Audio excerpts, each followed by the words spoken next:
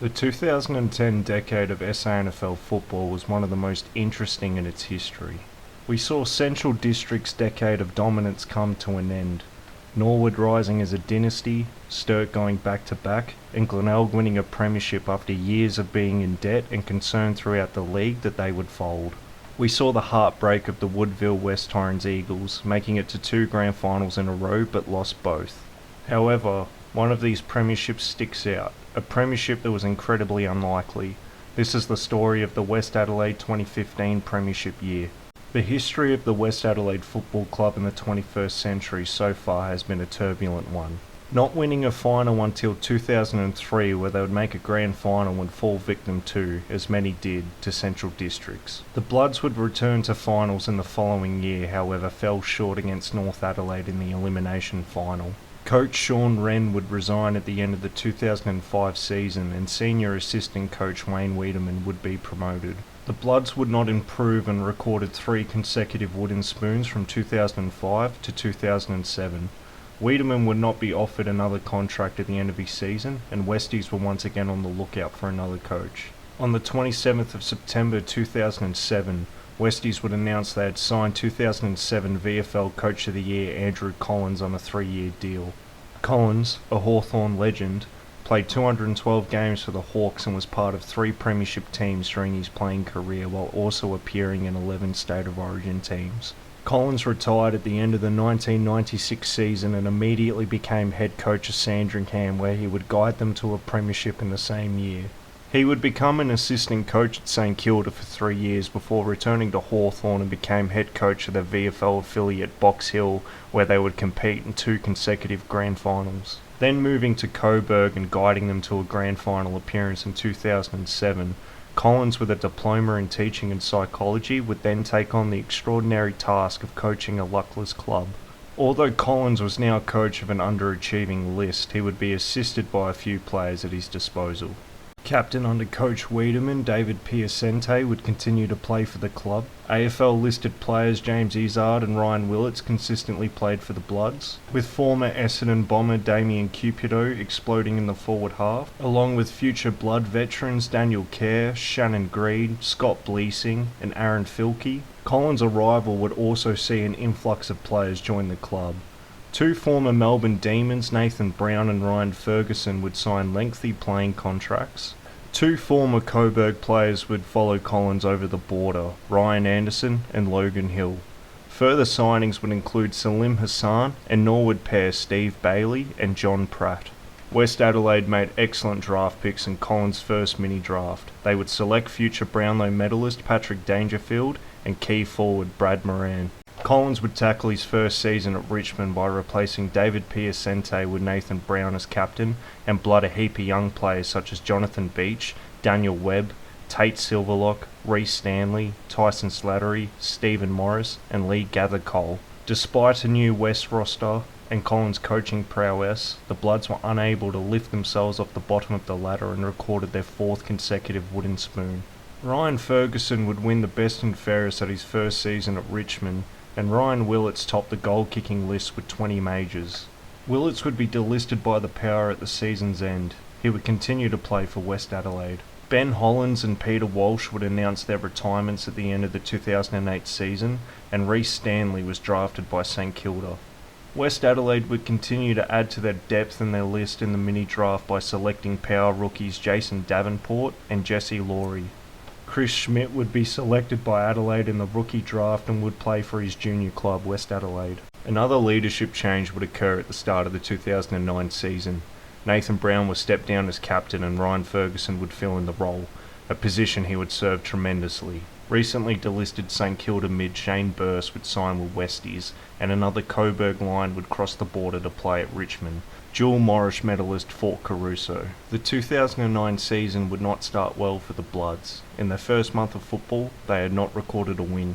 However, they managed to string some wins together throughout the rest of the season, and in round 19, they would demolish the Port Adelaide Magpies by 43 points and were sitting 6th on the ladder behind North Adelaide by 1 win. The Bloods had a chance to make the finals bracket. They had to win every game for the rest of the season. The following week, West would get demolished by Sturt in a 109-point loss, and West Adelaide would not record another win for the rest of the year. Despite another disappointing season, James Izzard would tie North's Reece Archard in the Magarey medal. At the season's end, 5 players would be drafted by AFL clubs. Tate Silverlock and Tyson Slattery were drafted by Essendon, Jack Carter moved to Collingwood, and Nick Westhoff joined Richmond's ranks. Daniel Webb was drafted by the Power, however still played for his affiliate club West Adelaide. Steve Bailey would announce his retirement.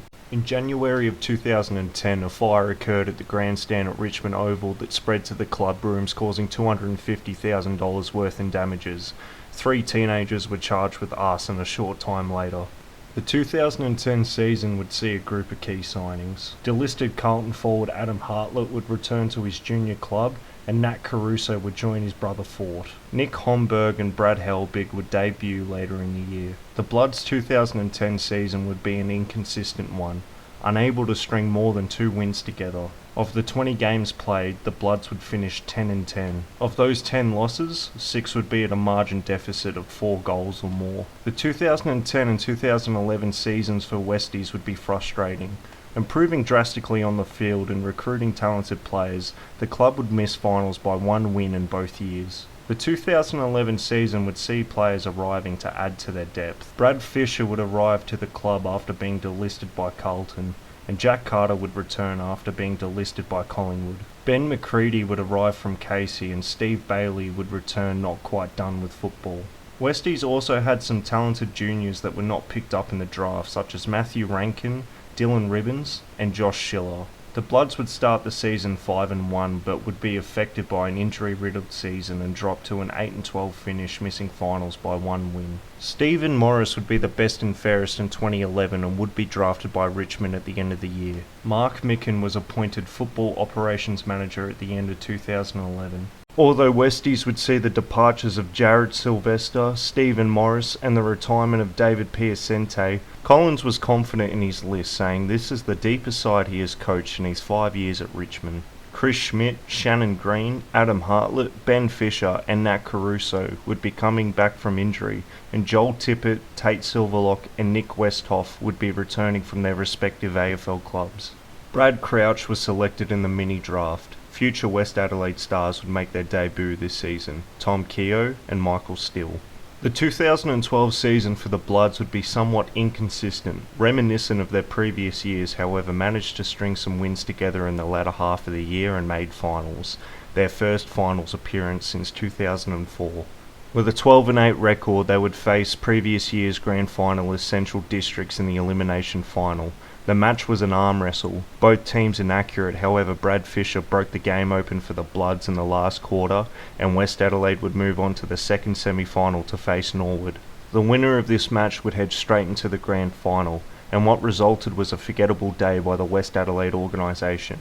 Being held scoreless at quarter time and finished the day with 2-5-17, the Bloods would move to the preliminary final to face North Adelaide. What eventuated was a comfortable win by Westies and would move on to play Norwood in the grand final. Westies would face a suffocating Redlegs defence and left the ground at half-time down by 18 points.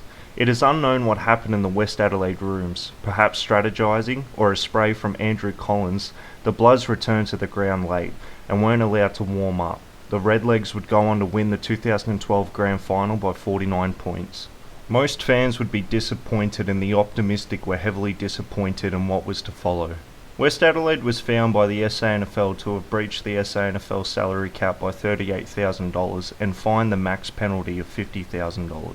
The infraction also saw them slapped with a recruiting ban until 2014, only allowing them to recruit from their zones. However, they were still able to sign Travis Tuck and Brad Mangan. Ryan Anderson would also return to the club.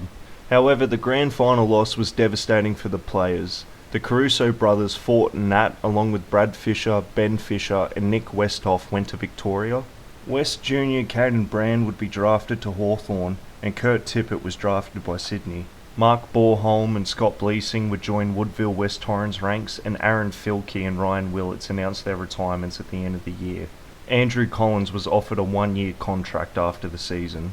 Despite the drastic changes to the playing list, the Bloods somehow returned to the finals bracket with again an 8-12 record and with a better percentage. They would face Woodville West Torrens in the qualifying final, where in one of the games of the year, Westies won by 7 points, overcoming a 27-point deficit at half-time. They would end their season on a down note, however, losing to both Norwood and North Adelaide in the second semi-final and preliminary final respectively.